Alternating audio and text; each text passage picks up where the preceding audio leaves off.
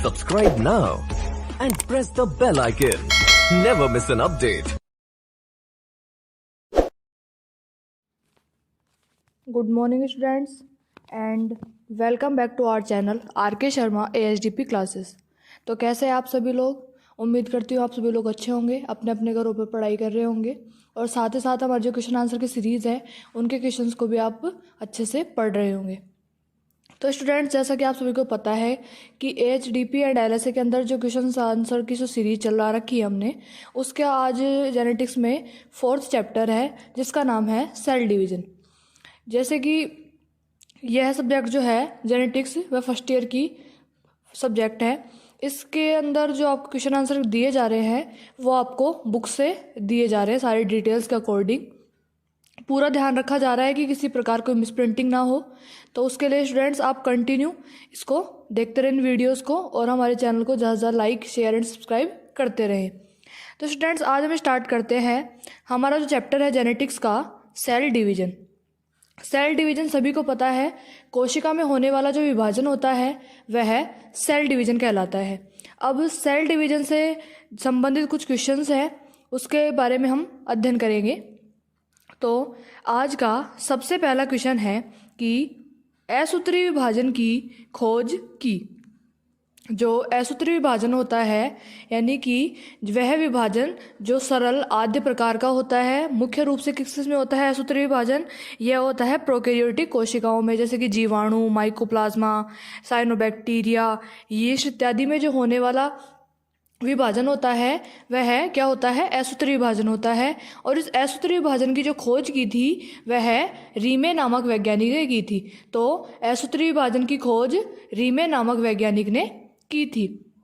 Next question है आपका कि माइटोसिस शब्द का उपयोग किसने किया था? तो माइटोसिस जो शब्द होता है जिसका अर्थ होता है समसूत्री विभाजन, यानी कि वह विभाजन जिसमें संतुलित विभाजन हो तो उसे क्या कह देते हैं? माइटोसिस या समसूत्री विभाजन कह देते हैं। और माइटोसिस शब्द का जो उपयोग है वह W फ्लेमिंग नामक वैज्ञानिक ने 1882 में किया था। ठीक है स्टूडेंट्स, नेक्स्ट क्वेश्चन है आपका कि अंतराल अवस्थाओं को 3 प्रावस्थाओं में बांटा था। जो आपके अंतराल अवस्थाएं होती हैं जैसे कि G1, S, G2 अंतराल अवस्थाएं होती हैं, इनको 3 प्रावस्थाओं में किसने बांटा था? तो यह बांटा था होवर्ड तथा पेल्क नामक वैज्ञानिकों ने 1953 में बांटा था। अंतराल का मतलब होता है कि जब तीनों विभाजन होते हैं, जैसे कि सेल डिवीजन होता है उसमें 3 विभाजन माने गए हैं। एक होता है असूत्री विभाजन, एक होता है समसूत्री विभाजन और एक होता है अर्धसूत्री विभाजन। फिर अर्धसूत्री विभाजन को भी 2 विभाजनों में बांटा गया है, एक होता है अर्धसूत्री विभाजन फर्स्ट और दूसरा होता है अर्धसूत्री विभाजन सेकंड। तो इसमें जो अंतराल आता है एक विभाजन से दूसरे विभाजन के बीच में, इनमें 3 प्रावस्थाएं आती हैं, G1, S एंड G2। तो इस सब का जो विभाजन को बांटा गया है तो यह किसने बांटा है? हार्वर्ड तथा पेल्क नामक वैज्ञानिक ने 1953 में बांटा था। ठीक है स्टूडेंट्स, नेक्स्ट क्वेश्चन है कि मियोसिस शब्द का उपयोग किया था। मियोसिस आपको पता है, मियोसिस का अर्थ होता है अर्धसूत्री विभाजन। तो अर्धसूत्री विभाजन शब्द का जो यूज़ है वह किसने किया था? तो यह फार्मर व मूरे नामक वैज्ञानिक ने 1905 में किया था। किसने किया था? फार्मर व मूरे नामक वैज्ञानिक ने 1905 में मियोसिस शब्द का उपयोग किया था। तो स्टूडेंट्स, इसी के आगे हमारा नेक्स्ट क्वेश्चन है कि प्रोफेज, मेटाफेज, एनाफेज या टीलोफेज जो अवस्थाएं होती हैं यह नाम किस वैज्ञानिक ने दिया था? प्रोफेज, मेटाफेज, एनाफेज या टीलोफेज जो स्टेजेस होती है, अवस्थाएं होती हैं विभाजन के दौरान, वह किसने दिया था? तो इन अवस्थाओं को नाम दिया था स्ट्रासबर्ग नामक वैज्ञानिक ने। किसने दिया था? स्ट्रासबर्गर नामक वैज्ञानिक ने 1898 में दिया था कि ये जो अवस्थाएं होती हैं ये अवस्थाएं सिर्फ समसूत्री विभाजन व अर्धसूत्री विभाजन के अंदर ही पाई जाती हैं। इन विभाजन का असूत्री विभाजन से कोई लेना देना नहीं है। नेक्स्ट क्वेश्चन है कैरियोकाइनेसिस व साइटोकाइनेसिस शब्द का उपयोग किया था।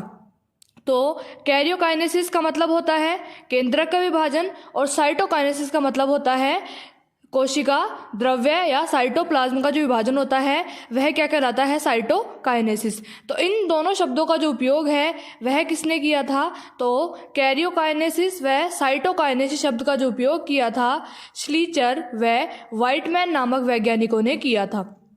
किन्होंने किया था, श्लीचर व वाइटमैन नामक वैज्ञानिकों ने किया था। आपको बता दूं कैरियोकाइनेसिस का मतलब होता है कि एक केंद्रक से दो पुत्री केंद्रकों का निर्माण, और साइटोकाइनेसिस का मतलब होता है कोशिका द्रव्य जो होता है जिसे हम इंग्लिश में साइटोप्लाज्म कह देते हैं, उसका जो विभाजन होता है उसे कह देते हैं साइटोकाइनेसिस। नेक्स्ट क्वेश्चन है कि विभाजन के लिए एटीपी केंद्रक में ऑक्सीडेशन फास्फोराइलेशन के द्वारा प्राप्त होते हैं यह बताया था। यानी कि जब विभाजन होता है तो उसके अंदर जो एटीपी अणु बनते हैं उस केंद्रक में ऑक्सीडेशन जो होता है, शोषण की जो क्रिया होती है, फास्फोराइलेशन के द्वारा प्राप्त होते हैं। यह बात किसने बताई थी, तो यह बात बताई थी एल्फ्रे व उनके साथियों ने 1957 में। नेक्स्ट क्वेश्चन है स्टूडेंट्स आपका कि काइज़मेटा की खोज की थी। जो काइज़मेटा होता है इसकी खोज की थी जॉनसन नामक वैज्ञानिक ने 1992 में। अब आपको बता दें कि काइज़मेटा क्या होता है। काइज़मेटा एक प्रावस्था होती है, इसमें एक्स आकार के क्रोमोसोम्स बनते हैं। इसकी आगे हम जानकारी आपको देंगे क्योंकि यह जो विभाजन होते हैं उस दौरान बनने वाली संरचनाएं होती है काइज़मेटा, इसके बारे में आपको थोड़ा डिटेल से बताया जाएगा नेक्स्ट वीडियो में। नेक्स्ट है क्रॉसिंग ओवर की खोज की थी। जो क्रॉसिंग ओवर होता है यानी कि जीन विनिमय होता है, मात्रक व पैतृक गुणों की जो गुणसूत्र जो होते हैं उनकी जो वंशागति होती है, उनका जो बदलाव होता है वह क्या कहलाता है, एक प्रकार से क्रॉसिंग ओवर कहलाता है। और क्रॉसिंग ओवर की जो खोज की थी, जीन विनिमय की जो खोज की थी, मॉर्गन व कास्टन नामक वैज्ञानिकों ने की थी। नेक्स्ट क्वेश्चन है स्नेप्सिस की खोज की। स्नेप्सिस जो होता है उसकी खोज की थी, तो स्नेप्सिस की खोज की थी मूरे नामक वैज्ञानिक ने। ठीक है स्टूडेंट्स, नेक्स्ट क्वेश्चन है कि डिवीजन स्टेज में क्रोमोसोम का अध्ययन किया। यानी कि जब विभाजन होते हैं उस दौरान जो गुणसूत्रों का जो अध्ययन किया वह किस वैज्ञानिक ने किया था, तो वह किया था डार्लिंगटन नामक वैज्ञानिक ने। यानी कि जब भी कोशिकाओं में विभाजन होता है उस दौरान जो गुणसूत्रों का अध्ययन किया था वह डार्लिंगटन नामक वैज्ञानिक ने किया था। नेक्स्ट क्वेश्चन है स्नेप्टोटोमिनल कॉम्प्लेक्स की खोज की थी। स्नेप्टोटोमिनल कॉम्प्लेक्स की खोज की थी, तो यह खोज की थी 1956 में मोसिस नामक वैज्ञानिक ने। किसने की थी, मोसिस नामक वैज्ञानिक ने की थी। नेक्स्ट क्वेश्चन है स्टूडेंट्स आपका कि सेल डिवीजन कितने प्रकार का होता है। जो कोशिका का विभाजन होता है वह कितने प्रकार का होता है, तो यह 3 प्रकार का होता है। जैसे कि पहला तो होता है एमाइटोसिस, फिर होता है माइटोसिस और फिर होता है मियोसिस।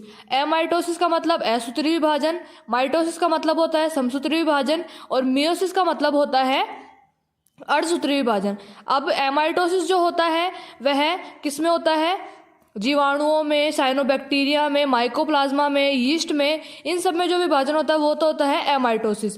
यह एक प्रकार का सरल व आद्य विभाजन होता है।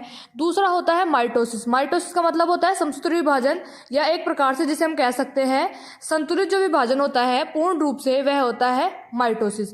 फिर आता है मियोसिस। मियोसिस जो होता है यह 2 प्रकार का होता है, अर्धसूत्री विभाजन फर्स्ट और अर्धसूत्री विभाजन second. Meiosis first and meiosis second. यह विभाजन होता है मुख्य रूप से जर्मिनल सेल्स में यानी कि जनन कोशिकाओं में होता है, जबकि समसूत्री विभाजन जो होता है कायिक कोशिकाओं में होता है।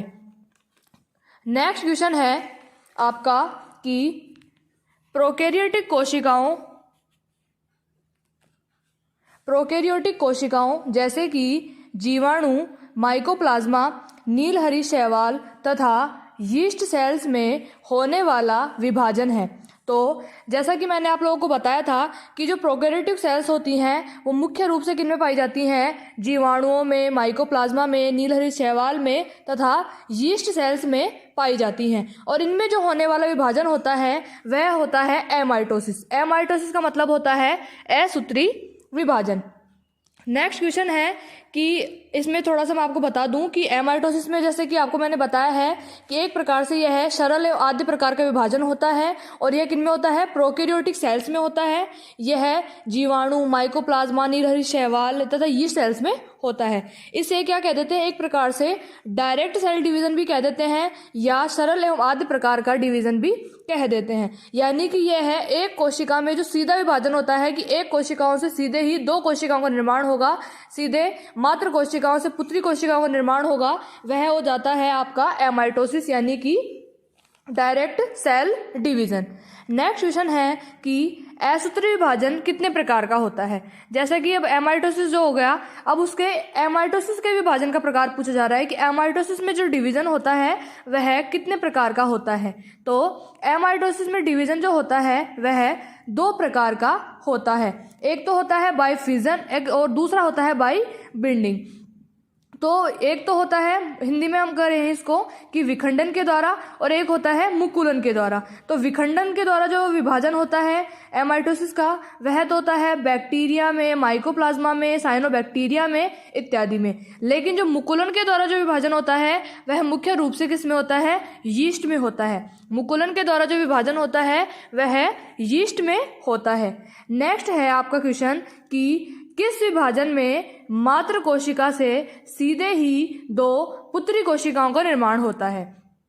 तो जैसा कि मैंने आपको पहले ही बताया है कि एमाइटोसिस जो डिवीजन होता है यानी कि असूत्री विभाजन होता है, इसमें ही क्या होता है कि मात्र कोशिकाओं से सीधे ही पुत्री कोशिकाओं का निर्माण होता है। और इस विभाजन में क्या होता है कि यह सरल होता है और आद्य प्रकार का होता है और इसमें डायरेक्ट सेल डिवीजन होता है। इसमें कोई प्रोसेस क्रिया नहीं होती, कोई लंबी प्रक्रिया नहीं होती, यह तुरंत प्रभाव से होने वाला डिवीजन है जिसे हम एमाइटोसिस कह देते हैं। इसमें होता है मात्र कोशिका मदर सेल से सीधे ही डॉटर सेल्स का निर्माण होता है। ठीक है स्टूडेंट्स, इसी के साथ आज की हमारी जो वीडियो थी जेनेटिक्स की सेल डिवीजन चैप्टर की वह कंप्लीट होती है। अभी इसके कुछ क्वेश्चंस और बाकी हैं, इसकी और भी वीडियोस आएंगी। तो आप हमारे जो वीडियोस हैं जो उसमें क्वेश्चंस करवाए जा रहे हैं आपको 1 लाइन के जेनेटिक्स से रिलेटेड, उनको आप कंटिन्यूटी के साथ में अध्ययन करें। साथ ही साथ आप हमारे चैनल को लाइक करें, शेयर करें, सब्सक्राइब करें, साथ ही साथ बेल आइकन को प्रेस करें ताकि आपको टाइम के जो वीडियो के नोटिफिकेशन है वह मिलते रहें और ज़्यादा से ज़्यादा इन वीडियोस को शेयर करें ताकि सब्सक्राइबर बढ़े। Thank you students.